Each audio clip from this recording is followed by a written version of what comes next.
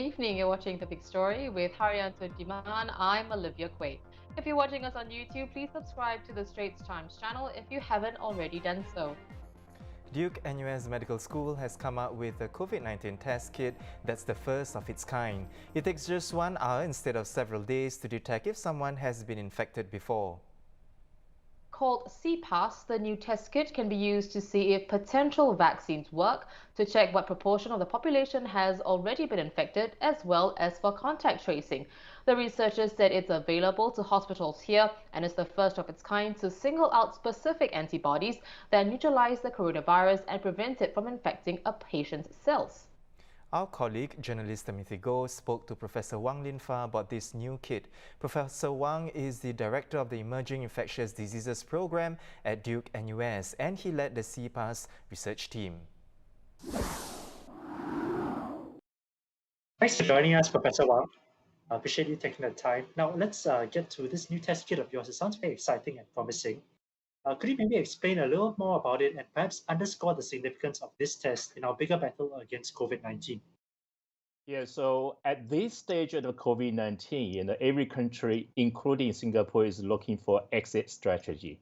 So one criteria is that once people get infected and they recover, and what we want to know is in their body whether they produce enough antibodies, and we call them neutralizing antibodies, and so that we can be sure that they are, recovered and to a certain degree protected from reinfection. So that's one of the applications of this new test. Thank you. And now there have been so many different tests announced recently. Could you maybe tell us the difference between this test and the PCR test that's currently being used? Can your kit tell if someone currently has COVID-19? Yeah, so there are many different tests. The two big criteria, or the two big groups. One is we call the virus test, so the PCR test, the molecular test. So they're actually looking for evidence of the virus in the body, And then the second group of tests called antibody test or serologic test. So these are looking for the fingerprinting of your immune system, antibody in your blood. So if you have been infected, most people will produce antibody to fight the virus. And then in that group, then you can further divide it into two really functional groups. And so far, there are over 200 kits already commercialized to detect antibodies. And all of them only detect the binding antibody, so they don't indicate a function. The second group is what we want to detect is the neutralizing antibody. So our CPAS, this is a new test we launched today, is the only one now on the market which can truly detect functional neutralizing antibody for COVID-19. Thank you. And on the topic of neutralizing antibodies, people have been saying that antibodies may not confer immunity on people. So why bother testing for neutralizing antibodies at all? Okay, so this is specific for COVID-19. We are too early to say neutralizing antibody guarantees protection. But from past experience, including SARS, for example, that for most of the viral infections, if you have neutralizing antibodies, usually that's a good indicator for protection.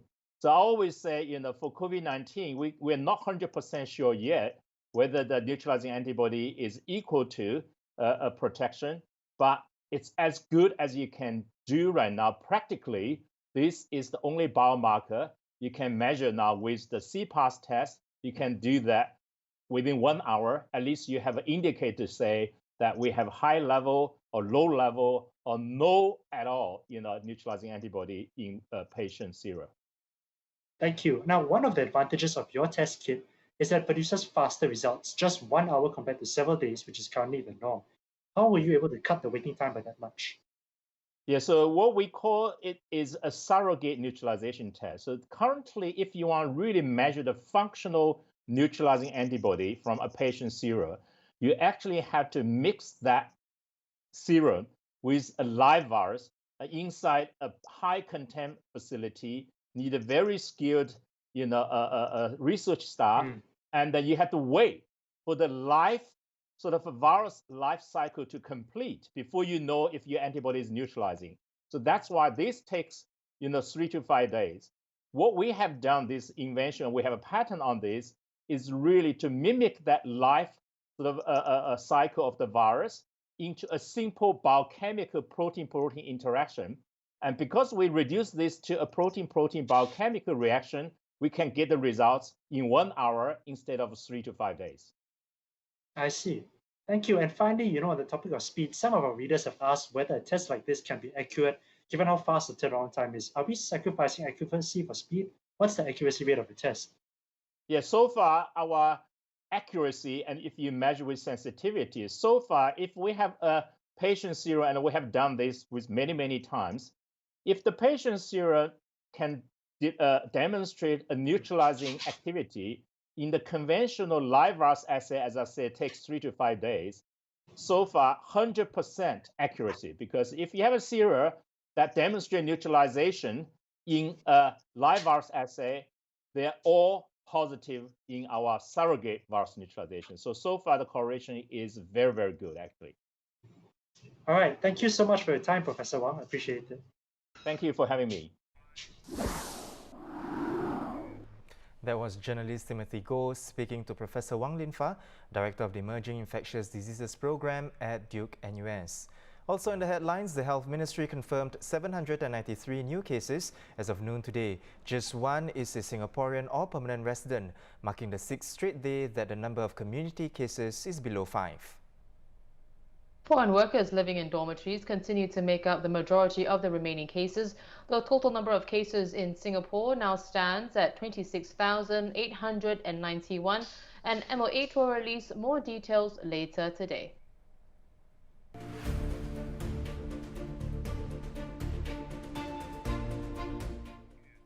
In other news, the Islamic Religious Council of Singapore said today that there should not be Hari Raya visits or gatherings during the circuit breaker period.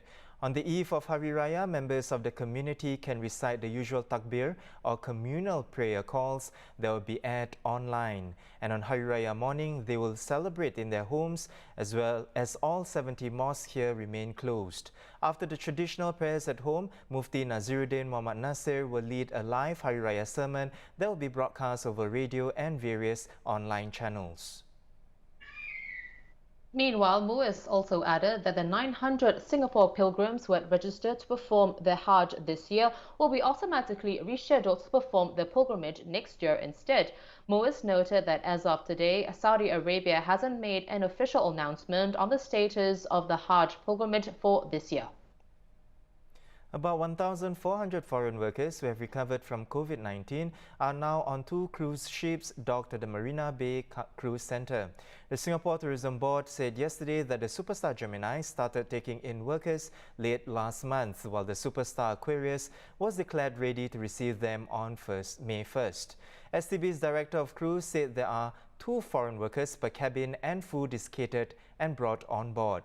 The workers can also use designated outdoor spaces during scheduled timings. Singapore Airlines said today that its passengers will have to adapt to a different travel experience when air travel picks up again. Its Executive Vice President of Operations said the concern now is health and safety, and possible measures could include wearing masks, social distancing, and contactless services. On whether fares will increase because of social distancing measures implemented on planes, SIA said the price of the air ticket is a function of demand and supply, and that it will adapt these curves accordingly.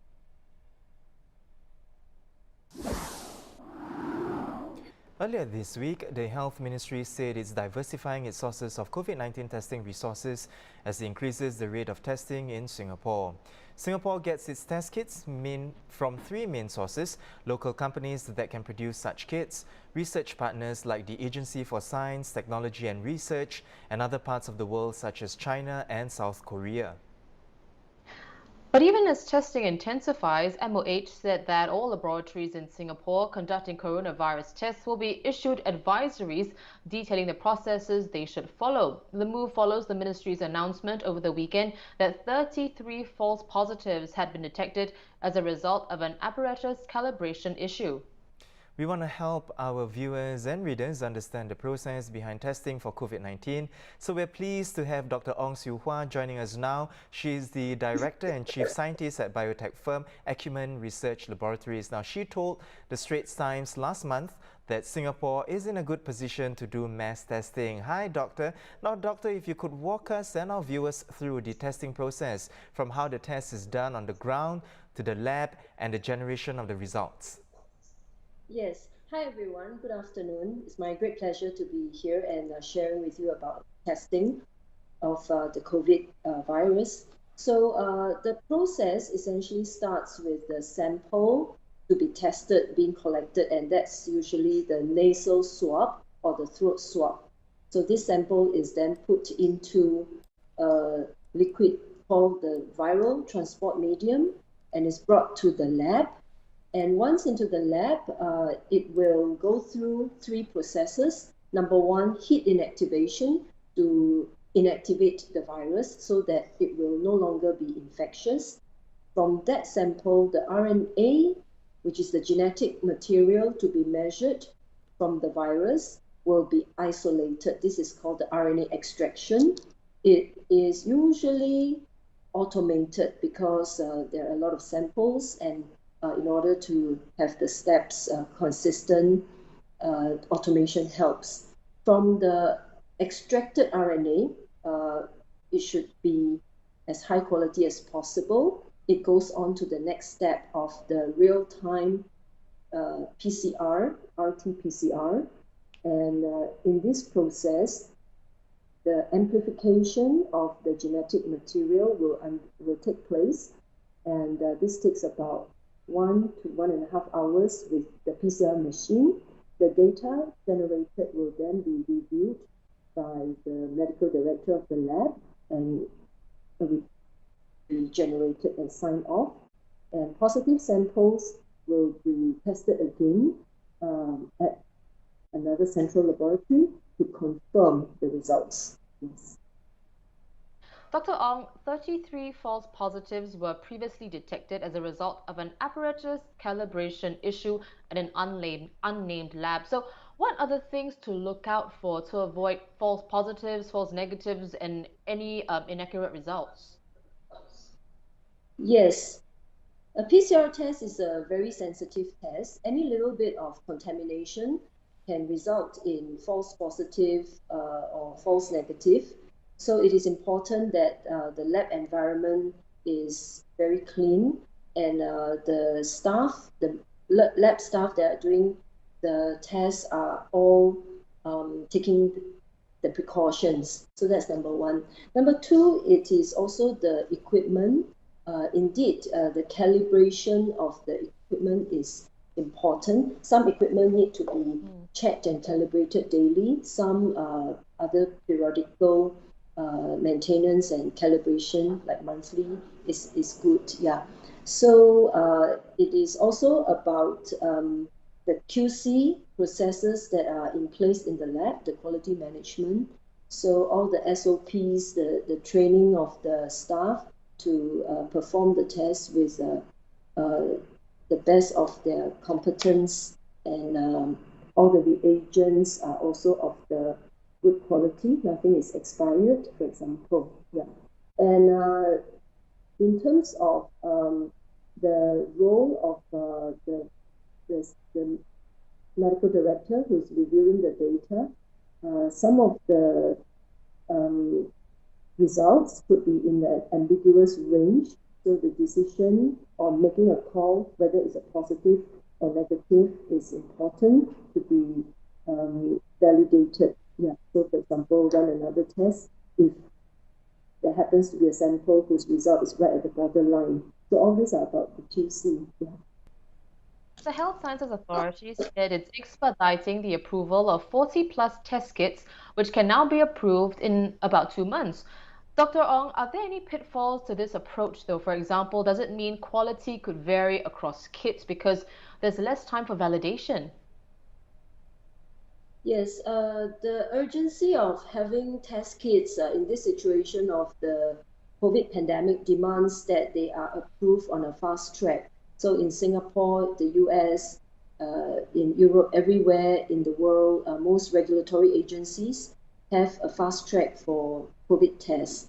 So despite this, I feel that the review process, the criteria for approving a test were not compromised. So mainly all of these regulatory agencies have a list of criteria, which is called the analytical validation. It ensures that the test would perform with a certain specs and parameters that will make it robust. So I think despite the fast track, it is still a very robust and comprehensive review process. Yeah. Right. Well, thank you so much, Dr. Ong. That was Dr. Ong Siew Hwa, Director and Chief Scientist at Acumen Research Laboratories. Thank you so much for your time once more and for explaining to us the testing process as we continue our fight against the coronavirus. So let's go to Dylan Ang for the top headlines around the world.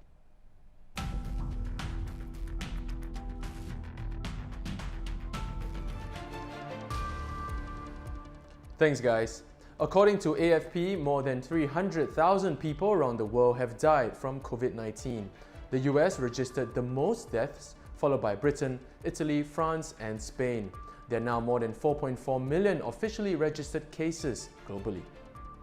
Global economic losses caused by the pandemic are estimated to be up to 12.5 trillion Singapore dollars this year.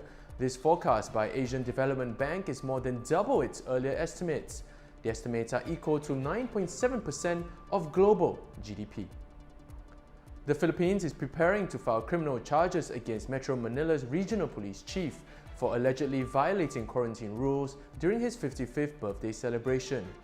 Pictures emerge of around 50 policemen gathering for a traditional dawn birthday serenade for senior police officials on their birthdays at the National Capital Region Police Office headquarters on May 8th. Results of the investigation have yet to be released. That's all for our global updates. Back to you.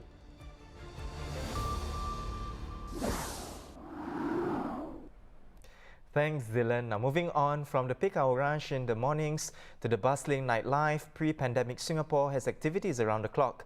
But the circuit breaker measures have put the city on snooze.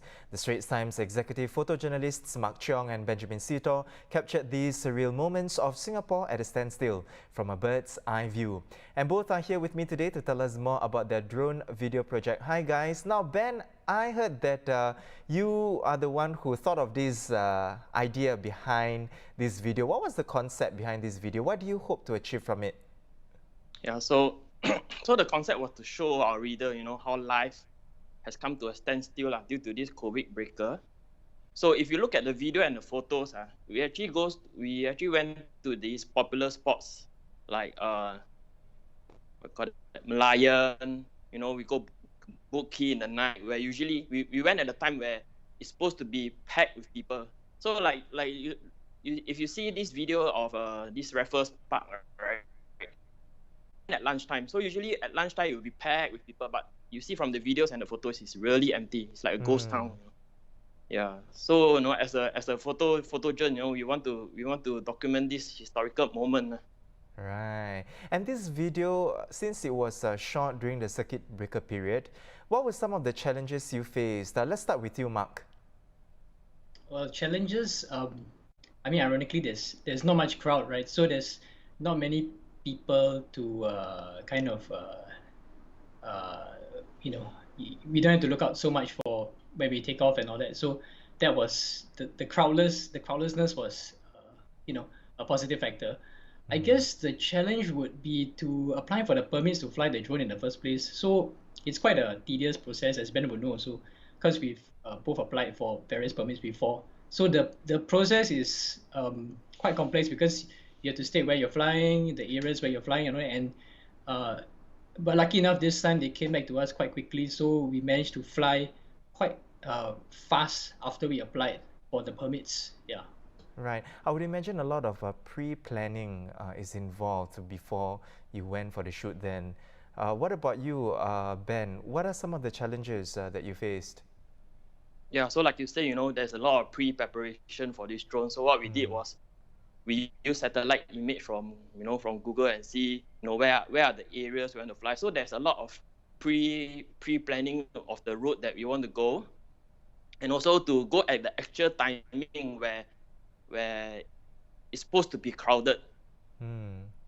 Right. And I see now there are a lot of really cool shots, a lot of different scenes at different locations in Singapore. What stood out for you the most in this video? I mean, your favorite scene, Ben, you first. Okay, so my favorite scene was the book key and card key scene. Usually in the night, on a Saturday night at about 7:30, usually we packed with people, the noise, the music. But when we took off, and from the top view, it's so surreal, it's so quiet. And I was telling Mark, hey, what time is it? And it's only 7:30. That's just start. It's surreal lah. The whole environment is just so surreal. Right. Yeah.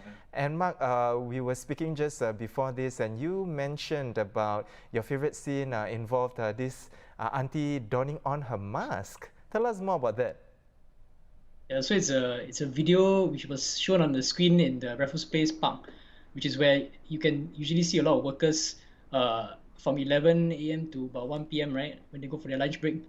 So when we go and work there, usually it's full of people sitting down eating. But right now during the circuit breaker, most of the people there were either delivery riders or people who still had to go to work. But really, it was really related to the crowd.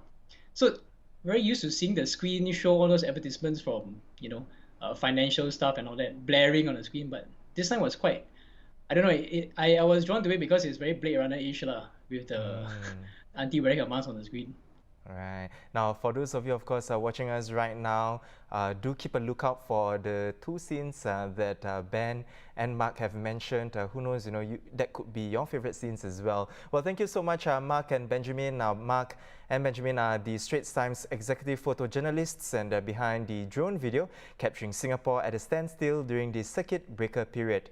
You can watch the full video on our Facebook and YouTube channels. It's back to Dylan for what's also making the news.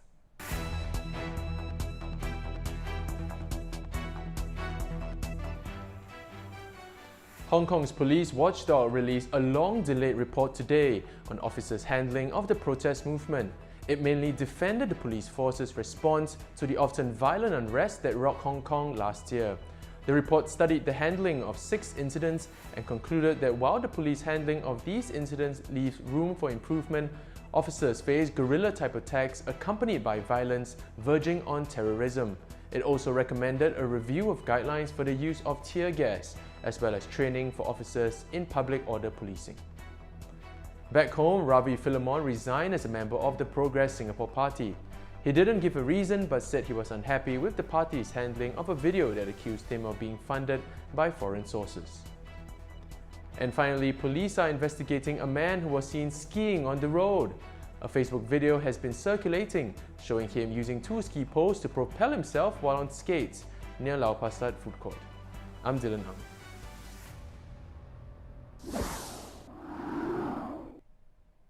Thank you, Dylan. Now, meanwhile, luxury travel retailer DFS, Changi Airport's biggest and oldest tenant, has started to clear its stock before leaving the airport on June the 8th. From now till the end of May, customers will be able to enjoy prices slashed up to 70% for over 200 exclusive offerings of wines and spirits from DFS Spirit Changi Airport sold online. The site offers duty and GST-absorbed priced products. Well, these are our top stories for today. For more news and videos, visit straitstimes.com and subscribe to our YouTube channel by hitting the red button below. Once again, I'm Harianto Diman with Olivia Quay. Thanks for watching The Big Story. We leave you with these drone shots capturing Singapore at a standstill.